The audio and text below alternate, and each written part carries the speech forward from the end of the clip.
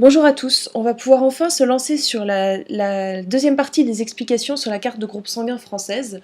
Ça m'a pris un petit peu de temps pour le préparer et puis pour avoir le temps de l'enregistrer. Donc voilà, j'espère que ça sera clair parce que c'est quand même pas très simple. Il y a beaucoup de choses différentes et beaucoup de notions que vous ne possédez peut-être pas.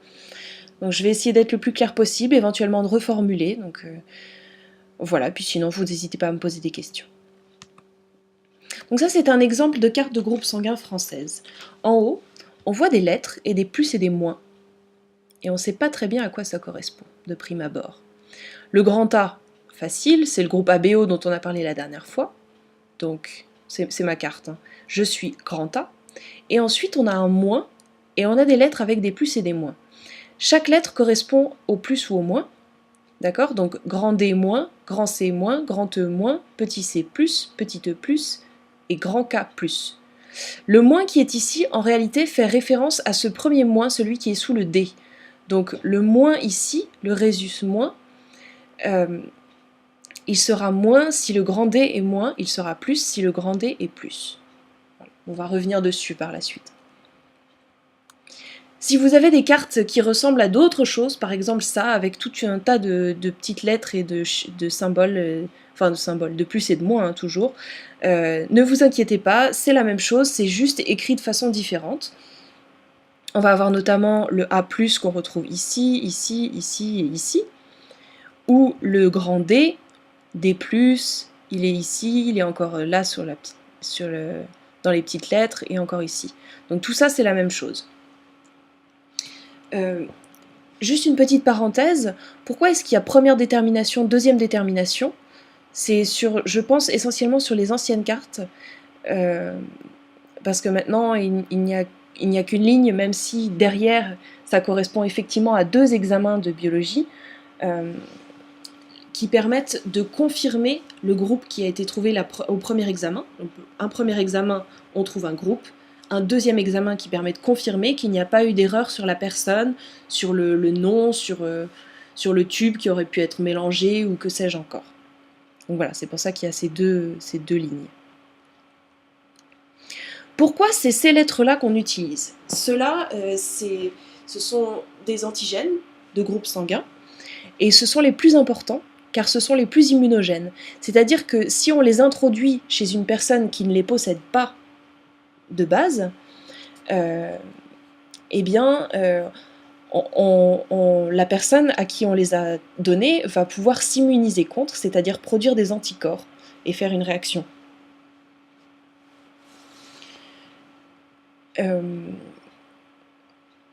L'incompatibilité mère-fœtus implique les mêmes antigènes, et donc c'est pour ça aussi que ce sont ceux-là qu'on retrouve sur la carte de groupe sanguin, puisque ce sont les plus importants et pour la transfusion et pour l'incompatibilité mère-fœtus. À quoi correspondent-ils? En fait, ce sont des groupes d'antigènes de groupe sanguin qui sont codés par un gène. C'est-à-dire qu'un gène va posséder 2 allèles principaux qui chacun va coder pour un antigène de groupe sanguin. Donc on a un gène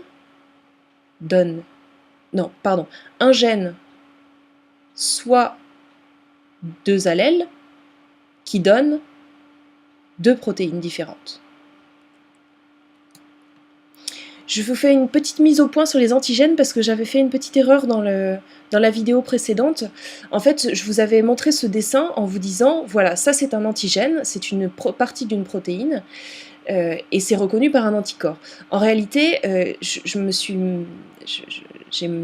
utilisé les mauvais mots, c'est un épitope, cette partie de la protéine qui est reconnue par l'anticorps, et un autre épitope reconnu par un autre anticorps. L'antigène, c'est en fait la protéine elle-même, l'ensemble des épitopes.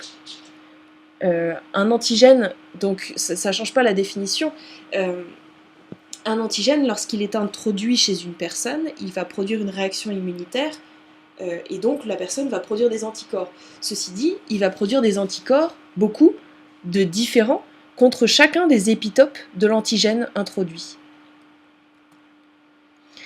Donc sur notre carte de groupe sanguin, que j'aurais pu vous remettre, mais voilà, on va retrouver donc le système ABO, avec les allèles A ou B, qui sont les 2 allèles principaux, ou O, qui est en fait l'absence d'enzymes, comme je vous l'avais expliqué la dernière fois, et donc c'est un cas un peu particulier. Dans les autres systèmes, on a aussi des cas particuliers de ce genre, mais qui sont extrêmement rares par rapport au système ABO, et donc dont on ne parlera pas aujourd'hui. À l'occasion, on pourra, parce qu'il y a des choses très intéressantes et assez rigolotes dans ces différents systèmes, mais on n'en parlera pas aujourd'hui. Ensuite, on a le système Rhesus, dans lequel on va trouver trois positions d'antigènes, donc, enfin, on verra plus en détail après parce que c'est pas tout à fait ça. C'est qu'on aura un premier gène qui codera soit pour le grand D, soit pour le petit d, et ensuite un deuxième gène qui codera pour ces deux antigènes en même temps, qui sera grand C ou petit c, grand E ou petit e. On va en parler et ça sera plus clair quand on aura les petits dessins. Et enfin, on voit aussi le système Kell sur la carte, donc grand K, Kell, ou petit K, Cellano. Sauf que j'aurais dû remettre la carte, je crois pas qu'elle soit juste là, non, elle n'est pas là. En fait, sur la carte de groupe sanguin, on ne montre que le grand K, le Kell, tout simplement parce que c'est le plus rare et que 99,8% de la population possède l'antigène Cellano et du coup ne peut pas s'immuniser contre. Comme je vous disais tout à l'heure, le principe de l'immunogénicité ne s'applique que lorsque la personne à qui on introduit un antigène ne le possède pas déjà. Sinon, son système immunitaire est en fait habitué à cet antigène et ne va pas créer d'anticorps contre. Sinon, il créerait des auto-anticorps et c'est en tout cas pas logique de produire des auto-anticorps, même si bien sûr ça arrive. On va commencer par le système Kell, avec les antigènes Kell et Cellano, parce que c'est le plus simple et ça vous permettra de comprendre plus facilement les autres. Si vous vous souvenez, sur le système ABO, on avait ce schéma. On avait un gène qui code pour une enzyme, l'enzyme va modifier un sucre, et c'est ce sucre modifié qui est l'antigène. Là, pour les groupes dont on va parler aujourd'hui, c'est beaucoup plus simple. Ça va être directement le gène qui code pour la protéine. Voilà une autre façon d'illustrer ce gène avec ces deux allèles. Donc, un rectangle, c'est un allèle, l'autre rectangle, c'est l'autre allèle. Ça sera plus simple pour comprendre de les écrire comme ça. Donc, je vais essayer de garder les deux images pour que vous vous y retrouviez. Donc, on va prendre un patient. Il va avoir soit deux fois l'allèle Cellano, donc tous ces antigènes seront Cellano, tous ces antigènes du groupe Kell Cellano seront Cellano, ou tous ces antigènes seront Kell s'il a deux allèles Kell, ou encore il peut avoir un de chaque, un allèle Kell et un allèle Cellano, et du coup, même si on ne voit pas bien avec les couleurs, on aura moitié de chaque, moitié de Kell, moitié de Cellano dans les antigènes. Vous avez vu en bas des petits numéros, des petits chiffres. C'est tout simplement parce que, comme je vous disais, le Cellano est très fréquent. Donc les personnes qui ont deux fois Cellano, c'est 91% de la population. Les personnes qui ont deux fois grand K, le grand K qui est très rare, c'est seulement 0,2% de la population. On parle de la population française. Et ceux qui sont moitié-moitié, donc grand K, petit K, Kell Cellano, c'est 8,8% de la population française. Sur vos cartes de groupe, vous n'allez pas trouver le petit K. Vous allez trouver uniquement le grand K, comme je vous disais, parce que il est tellement fréquent le petit K qu'on part du principe que tout le monde l'a et on ne va pas le rechercher chez tout le monde.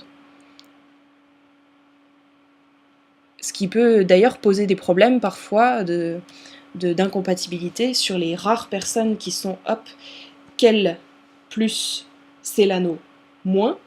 Ces personnes-là donc ne sont pas dépistées et ça peut poser des problèmes transfusionnels ou d'incompatibilité materno-fétale. Je pense qu'avec tout ça, vous avez compris la notion d'allèle antithétique, c'est-à-dire que lorsqu'un allèle est absent, l'autre est présent en double dose. Je vous laisse réfléchir 2 secondes parce que c'est une phrase qui est simple, mais pas si simple que ça. Donc, lorsqu'un allèle est absent, l'autre est présent en double dose. C'est comme s'il y avait 2 cases à remplir absolument, et qu'on pouvait remplir avec 2 couleurs de jetons différentes. On aura soit un jeton violet clair et un jeton violet foncé, soit 2 jetons violet foncé, soit 2 jetons violet clair. On revient sur la carte de groupe. Là, vous voyez, on a un grand K+, donc on sait que cette personne, c'est moi, sera quel plus, enfin est quel plus. Par contre, comme je vous ai dit, on n'a pas le petit k, donc on ne sait pas si la personne est Célano plus ou moins, mais statistiquement, elle sera Célano plus. Donc on peut supposer que cette personne est quel plus Célano plus. Alors, maintenant les choses se corsent un petit peu. On va parler du système Rhésus. Le système Rhésus comprend, comme je vous ai dit, les antigènes D, C et E. L'antigène D, quand il est présent en double dose, c'est simple. On a 2 allèles RHD, RH pour Rhésus, D pour D. Et donc, on aura uniquement la protéine D présente. Jusque-là, ça va. On dira soit que la personne est D, soit qu'elle est D+, soit quand c'est la formulation entre guillemets classique, on dira A+, O+, B+, voilà. Et ça correspondra au RHD.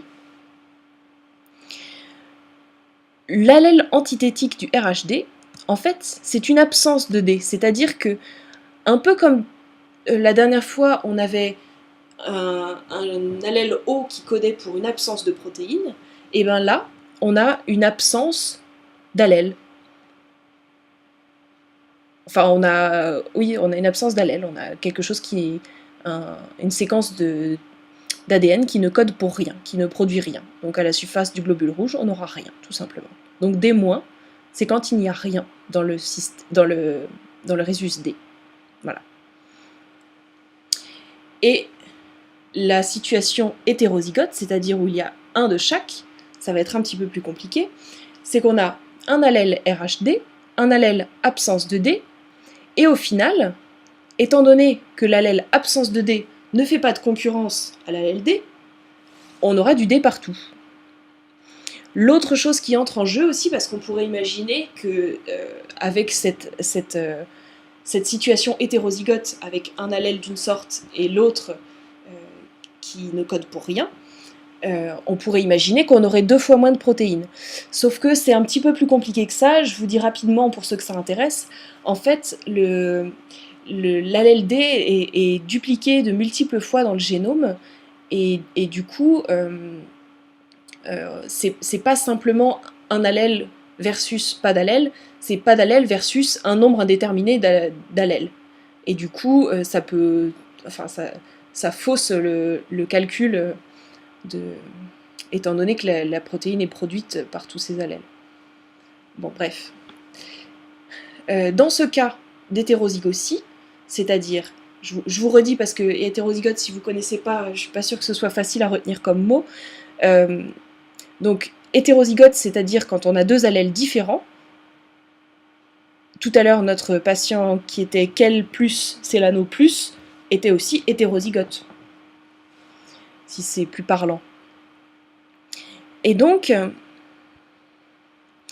cette personne qui a un allèle D va exprimer la protéine D, donc on dira qu'il est D ou D+, lui aussi. Il n'y aura pas de demi-mesure, il n'y aura pas de personnes D+, D-, ou que sais-je. C'est D positif, soit avec un allèle D, soit avec 2 allèles D, ou D négatif, c'est-à-dire pas d'allèle du tout. J'espère que c'était clair, parce que là, ça va se compliquer encore plus. On va continuer sur le système Rhésus, et je vais vous parler des antigènes grand C, petit c, grand E, petit e. En fait, ils sont tous... ouais, j'aurais peut-être pas dû commencer par cette diapo. En fait, ces allèles sont tous portés par une même protéine. Et cette protéine est codée par un seul gène. Donc sur un gène, oui c'est ça, on a un gène qui code pour un antigène qui lui-même possède 2 épitopes, d'où l'importance de mon rappel de tout à l'heure, qui possède donc 2 épitopes, l'un qui sera grand C ou petit c, homozygote ou hétérozygote, l'autre qui sera grand E, petit e, ou petit e. Donc, voilà. Attendez, on va sauter un petit peu. Hop. Voilà, ça sera plus simple si je commence par ça. Donc on a un gène RHCE qui porte les deux spécificités, le C et le E. Ce gène code pour une protéine qui, elle, a 2 épitopes. Enfin, c'est un peu plus grand qu'un épitope, mais c'est l'idée, c'est ça. C'est que la protéine, une fois produite par le gène, donc selon le gène qu'on possède, la protéine portera soit petit c petit e, soit petit c grand e, soit grand c petit e, soit grand c grand e. Ce sont des choses qui s'excluent en fait. On peut avoir l'un mais pas les autres. On a l'un, chaque personne a l'un sur son gène. Mais il ne faut pas oublier, donc pardon, je finis sur cette diapo, grand C et petit c sont antithétiques, on a l'un ou l'autre, grand E et petit e sont antithétiques, on a l'un ou l'autre. Enfin, antithétique, c'est-à-dire que lorsque l'un est absent, l'autre est présent en double dose. Il vaut mieux que je le dise comme ça. Une fois qu'on a vu ça, on a vu un allèle de RHCE produit une protéine, et une protéine qui porte un locus C, un locus E. Mais n'oubliez pas, on a 2 allèles. Et ces 2 allèles peuvent être différents. Donc, on peut avoir par exemple un allèle qui code pour la protéine petit c petit e et un allèle qui code pour la protéine petit c grand E. Du coup, on aura quoi? On aura petit c, petit e et grand E. Mais on n'aura pas grand C par exemple. Ou alors, quelqu'un qui serait petit c petit e sur un de ses allèles et grand C grand E sur son autre allèle, il serait petit c plus, petit e plus, grand C plus et grand E plus. Il aurait tous les antigènes. Et lui, il aurait de la chance parce qu'il ne pourrait pas s'immuniser du coup, puisqu'il présente les antigènes. Si on lui administre l'antigène, il ne va pas faire de réaction immunitaire. Et je reviens une dernière fois sur la diapo précédente, parce que, en fait, elle vous illustre le fait que le gène RHD et le gène RHCE non seulement sont très proches dans le génome, mais en plus se ressemblent beaucoup. Si, je vous jure, ils se ressemblent beaucoup. 2 rectangles, tout ça, bon bref.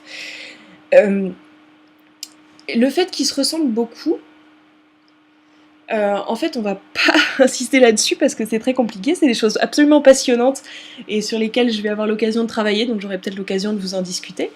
Mais on va surtout s'axer sur le fait qu'ils sont très proches dans le génome. Par conséquent, vous imaginez bien qu'il va y avoir des associations qui vont être plus faciles à conserver au cours de l'évolution, plutôt que des mélanges entre les différentes protéines du CE et le D ou l'absence de D. Donc on aura toutes sortes de mélanges possibles, mais certains seront plus fréquents que d'autres. On revient sur cette carte de groupe, où on voit D-, donc j'ai absence de D fois 2, puisque j'ai 2 allèles, chacun de mes allèles c'est absence de D, donc je n'exprime pas le D. Ensuite, grand C-, mais petit C+, et grand E-, mais petit E+. Donc si on revient à cette diapo, moi j'ai 2 fois cette protéine, la première.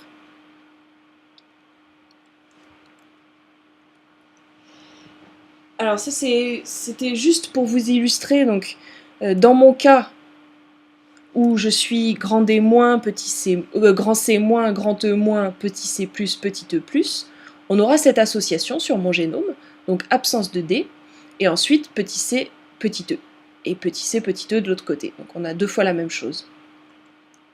Mais c'est aussi possible d'avoir toutes sortes d'autres combinaisons, par exemple celle-ci, où on a grand D plus, grand E plus, petit c plus et petit e plus, qui peut s'écrire aussi de façon grand D, petit c, grand E, petit d pour absence de D, petit c, petit e.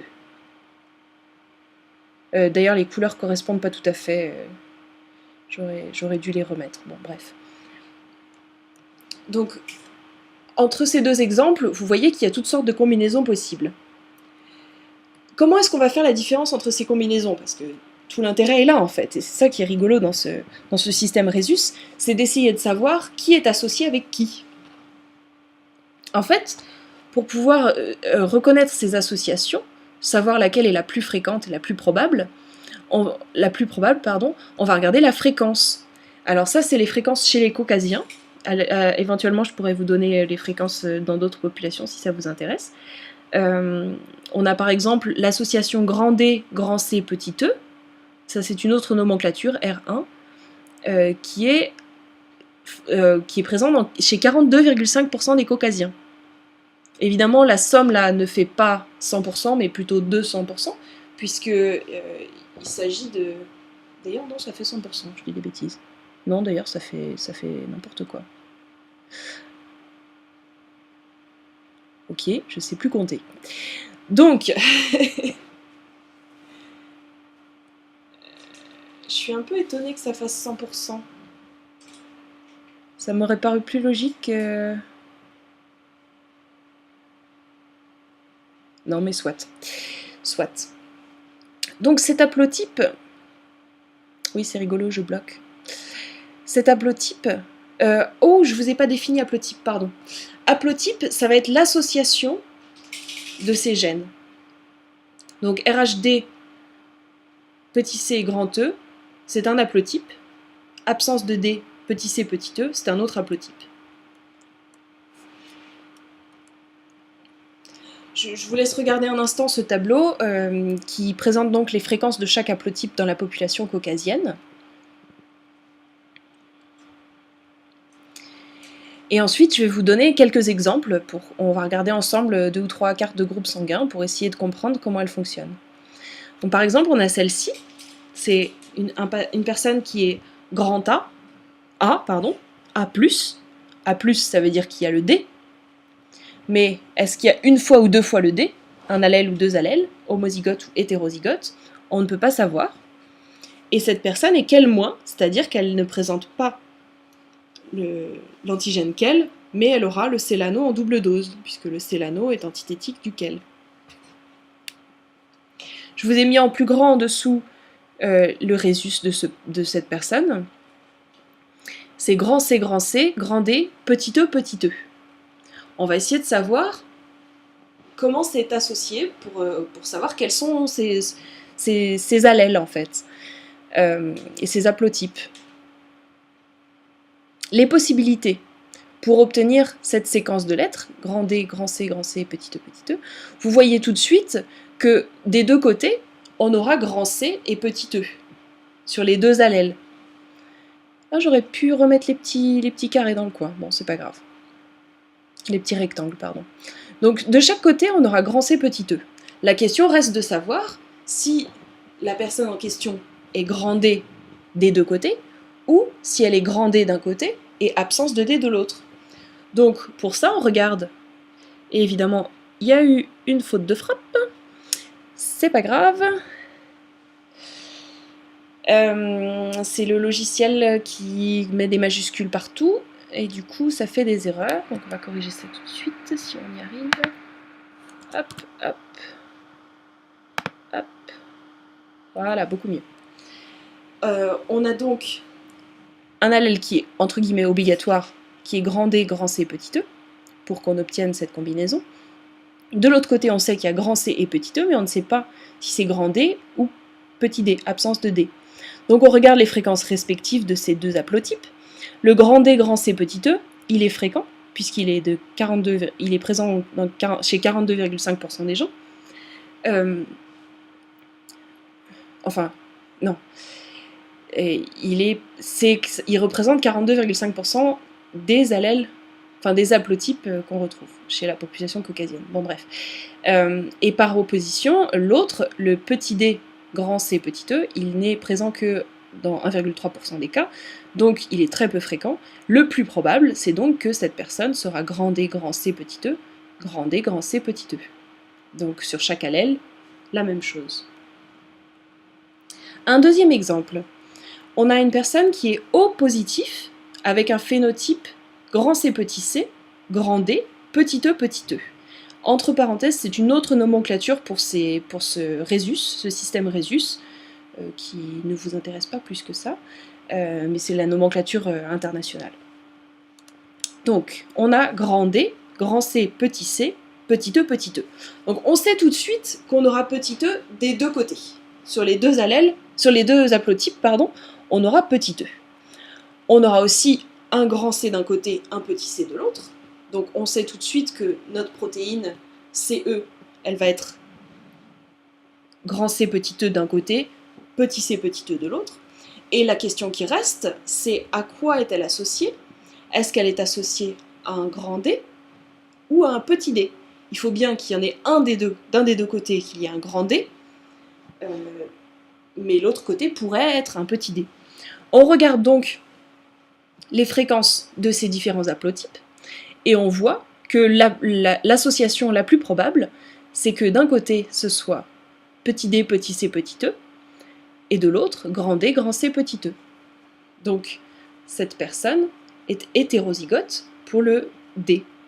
Elle a grand D d'un côté, petit d de l'autre. On va en faire un dernier qui est un petit peu plus complexe. C'est une patiente qui est B+.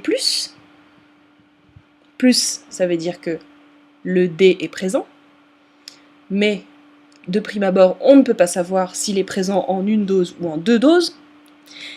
On a grand C, grand E, petit c, petit e, tous positifs, et lequel est négatif. Donc c'est une personne qui est célano en double dose. Je vous laisse réfléchir un petit peu aux possibilités à partir de cette association, grand D, grand C, petit c, grand E, petit e.